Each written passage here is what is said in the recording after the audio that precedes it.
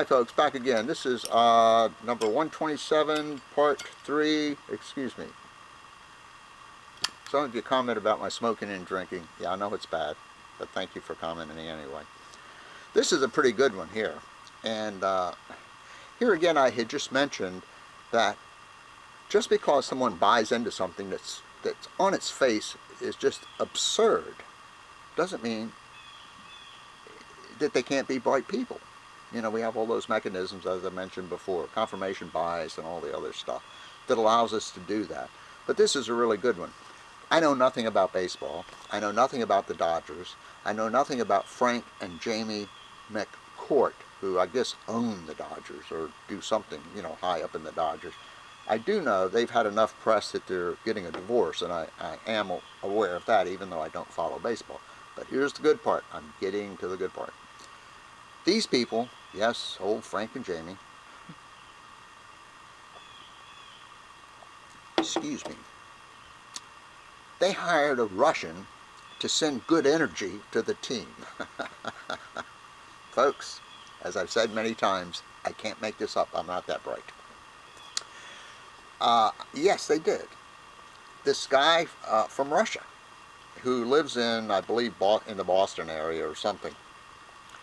And they paid him, I think for 5 years he worked for the Dodgers. And he shot these rays, or whatever you want to call them, from his home in Boston. You know, shoot those rays out to him. The,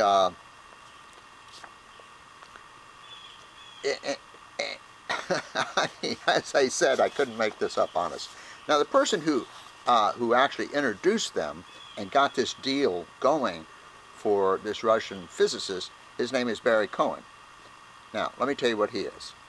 He's an executive leadership consultant. There you go, folks.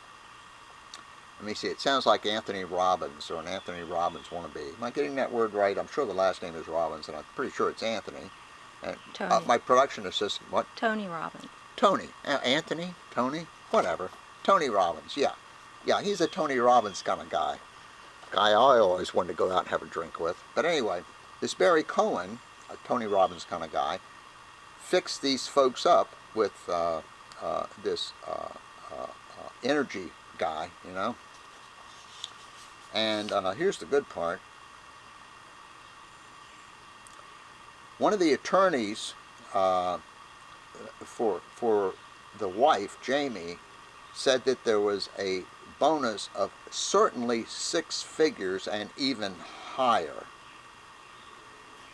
Folks, you're going to have some 71-year-old crackpot Russian physicist pay him 7 figures, that's $1 million smackers, to send energy across the country.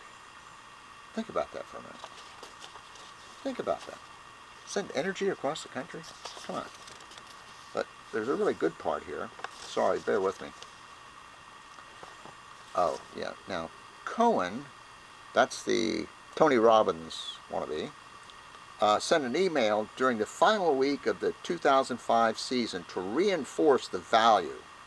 At that time, the Dodgers had lost 91 games. They're worse than 13 years. But he believes without his help, they would have lost 15 more games. And that really brings up something. You know, when you seek bogus treatment, you get a lot of that. You know, you might get a lot of, like, you go get your energy healings or whatever you want to call them, or take all these natural things, or detox yourself or whatever, and you go back to this healer and you say, I'm not feeling any better. Yeah, but you could have been feeling worse. I mean, come on. They lost 1 billion games, but they could have lost 1,015,000,000. Come on, folks. What the hell's going on out there? Anyway, that's it for the energy healing. I mean, it's amazing. And as I always say, I couldn't make this up. I really couldn't. Now, this is an interesting one. I'm sure you're all aware of this. Alvin Greene, G-R-E-E-N-E, a gentleman from South Carolina. He is now running against he's out there running for the Senate of the United States. Alvin Greene is 32 years old. Alvin Greene does not work. Alvin Greene does not have a job. Alvin Greene was discharged from the Army or the Air Force. He was in both, supposedly under honorable conditions, but there's some vagueness about exactly, what the discharge was. He also has a court case pending. It's my understanding that he showed this young girl pornography on his computer and said, let's go to your room or something. This was at the University of South Carolina. It's also my understanding, and I could be wrong, as I am about everything, that he had been told not to come back to the campus anymore for whatever reason. And he ran no he didn't have a campaign. He didn't have campaign workers. The only campaign material he had was one little piece of paper saying Alvin Greene for Senate or what have you. And he won. And people are trying to figure out, how did this happen? Now, what a lot of people think is that since his name was first, that a lot of people who went to vote didn't know what the hell they were doing anyways. They just voted for the first person, which makes as much sense as anything. The fellow he ran against had driven 17,000 miles throughout the state, had spent, I don't remember how much, but most likely $1 million or more dollars. Had done all the things that politicians do, go door to door, have all these brochures, have TV ads and everything else. And old Alvin didn't leave his house. He lives with his dad. He doesn't have a job. I doubt if he has a car, really. And he's, let me see, what's the name of that program or movie? Being There. Do you guys remember Being There with Peter Sellers? If you remember that movie, Alvin Greene seems something like what was that guy's name in there? Oh, Chancey the Gardener. That was his name, Chancey the Gardener. And he seems something like Chancey the Gardener. I'm not making fun of Alvin Greene. I did watch a CNN interview, and toward the end of it, the person doing the interview said to him, Mr. Greene, are you impaired in any kind of way? I mean, really, this is how bad, for lack of a better term, his presentation is. The CNN guy asked him several times, are you impaired in any way?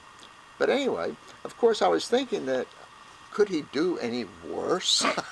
I mean, seriously. Could he do any worse than these whack jobs who we put up there? Because they all get put up there because they have the most money, is my opinion. But I'll tell you, Alvin Greene, if you guys haven't heard of him, boy, you need to do a little search. As I said, it's with an E, G-R-E-E-N-E, Alvin, South Carolina. Hey, South Carolina's given us a lot of stuff to talk about lately. Anyway, be back in just a second. Thanks.